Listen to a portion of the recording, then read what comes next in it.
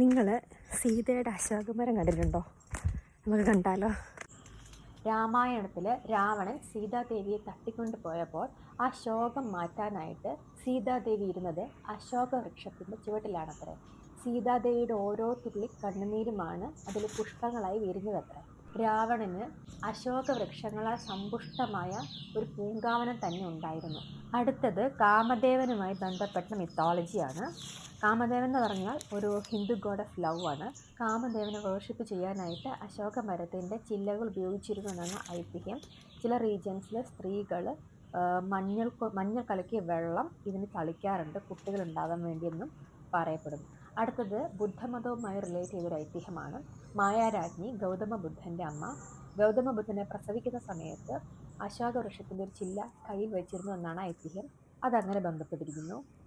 പിന്നെ അശോക വൃക്ഷത്തിന് മത്സ്യപുരാണവുമായിട്ട് ബന്ധമുണ്ടത്രേ. അതിൻ്റെ കഥകൾ ഡീറ്റെയിൽ ആയിട്ട് എനിക്ക് അറിയാൻ പാടില്ല.